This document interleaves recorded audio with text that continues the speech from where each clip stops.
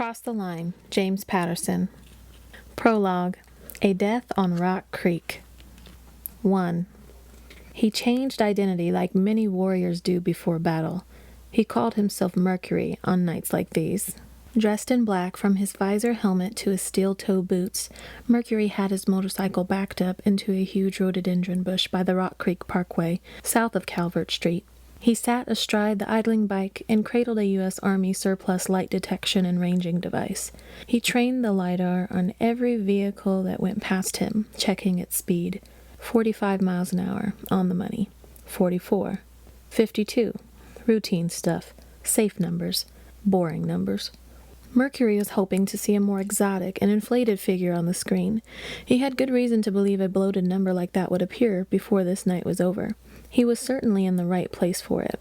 Built in the 1920s, Rock Creek Parkway had been designed to preserve the natural scenic beauty of the area. The winding four-lane road ran from the Lincoln Memorial north through the parks, gardens, and woods. It was 2.9 miles long and split in northwest D.C. Beach Drive, the right fork, headed northeast, deeper into the park. The parkway itself continued on to the left and curled back northwest to the intersection with Calvert Street. 43 miles an hour, according to the LiDAR display. 47, 45. These numbers were not surprising. The parkway was on the National Register of Historic Places and was maintained by the National Park Service. It had a set speed limit of 45 miles an hour. But the parkway's meandering route was about as close to a Grand Prix circuit as you could find in or around the District of Columbia. Elongated S-curves, chicanes, a few altitude changes, straightaways that ran down the creek bottom.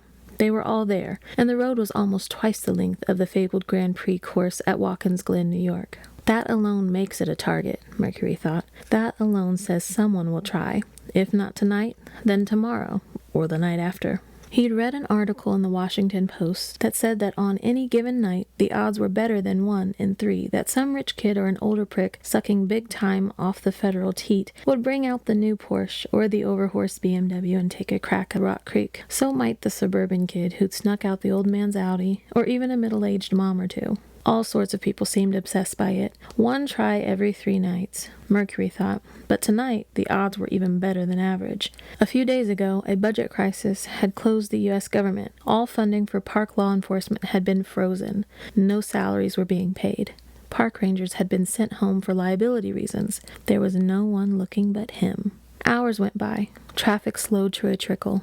And still, Mercury aimed a LiDAR gun and shot, read the verdict, and waited. He was nodding off at 2:45 that morning and thinking that he should pack it up when he heard the growl of a big bore engine turning onto the parkway from Beach Drive. On that sound alone, Mercury's right hand shot out and fired up the bike. His left hand aimed the LiDAR at the growl, which became a whining, buzzing wail of fury coming right at him. The instant he had headlights, he hit the trigger. 72 miles an hour. He tossed the LiDAR into the rhododendrons. He'd return for it later. The Maserati blew by him.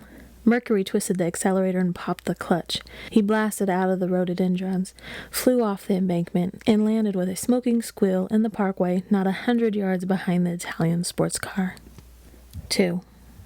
The Maserati was brand new, sleek, black, a quadruporte. Mercury thought, judging by the glimpse he had gotten off the car as it roared past him, and probably an SQ5. Mercury studied such exotic vehicles. A Maserati Quattroporte SQ5 had a turbo-injected 6-cylinder engine with a top speed of 176 miles per hour, and it boasted brilliant transmission, suspension, and steering systems.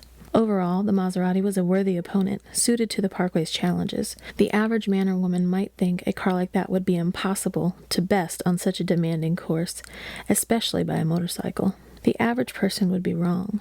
Mercury's bike was a flat-out runner of a beast that could hit 190 miles an hour and remain nimble through curves, corkscrews, and every other twist, turn, and terrain change a road might throw at you, especially if you knew how to drive a high-speed motorcycle. And Mercury did. He had been driving fast bikes his entire life and felt uniquely suited to bring this one up to speed. 80 miles per hour, 90. The Maserati's brake lights flashed in front of him as the parkway came out of the big easterly curve. But the driver of the Italian sports car was not set up for the second turn of a lazy and backward S. Mercury pounced on the rookie mistake. He crouched low, gunned the bike, and came into the second curve on a high line, smoking fast and smooth. When he exited the second curve, he was right on the Maserati's back bumper and going 70 plus. The parkway ran a fairly true course south for nearly a mile there, and the Italian sports car tried to out-accelerate Mercury on the straight, but the Maserati was no match for Mercury's custom ride.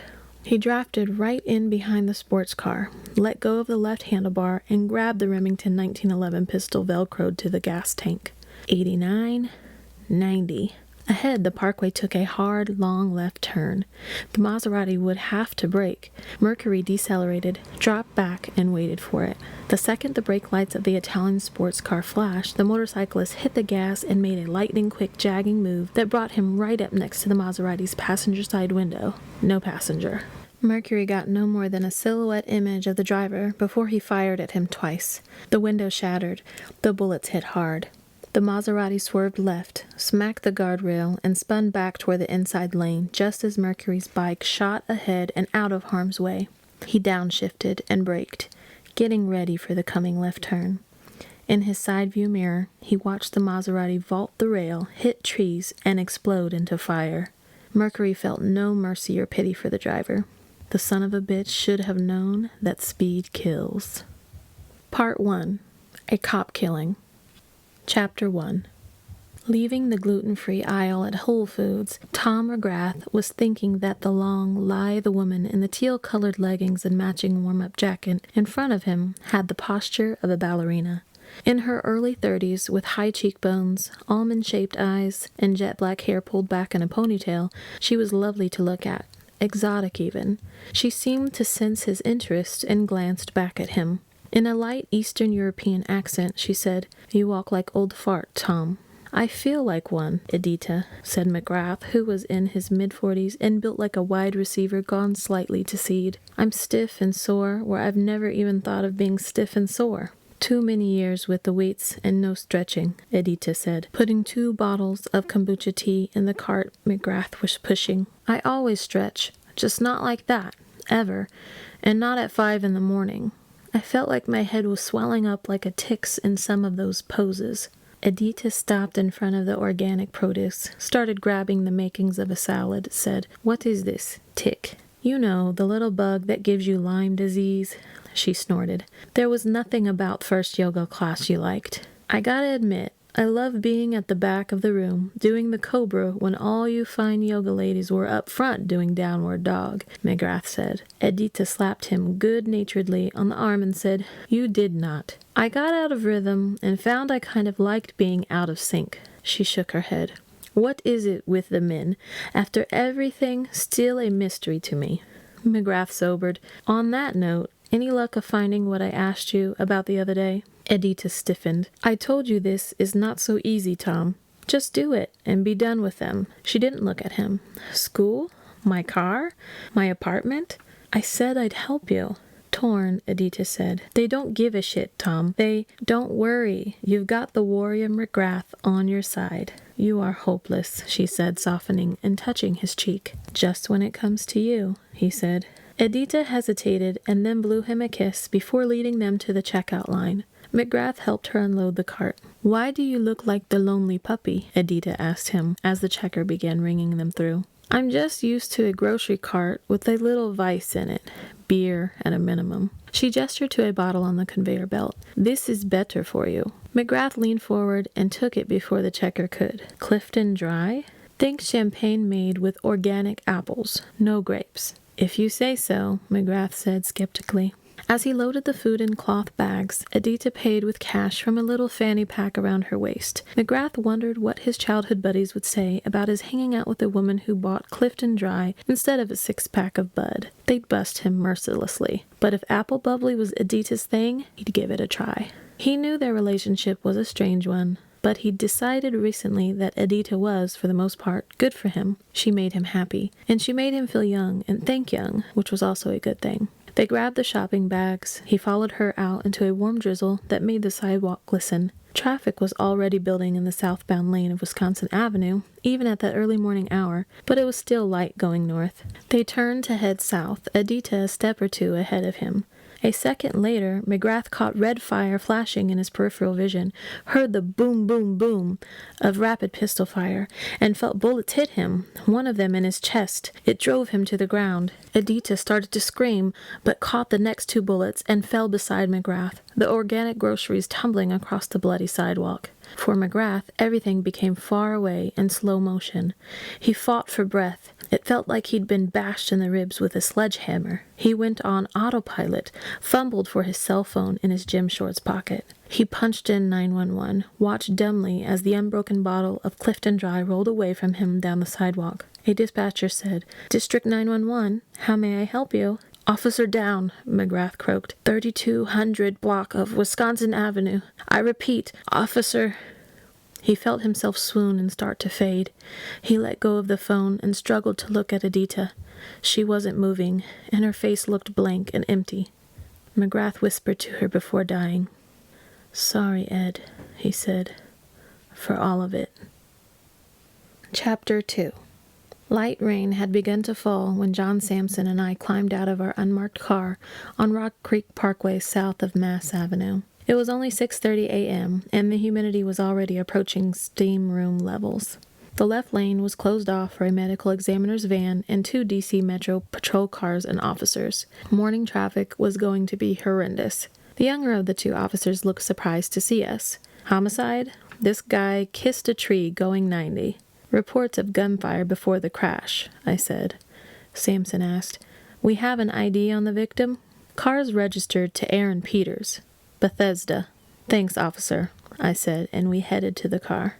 The Maserati was upside down with the passenger side wrapped around the base of a large Japanese maple tree.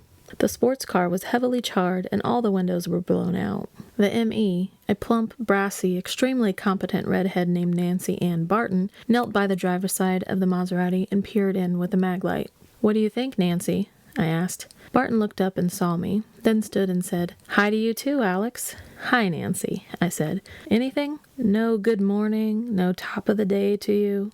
I cracked a smile and said, "Top of the morning, Doc."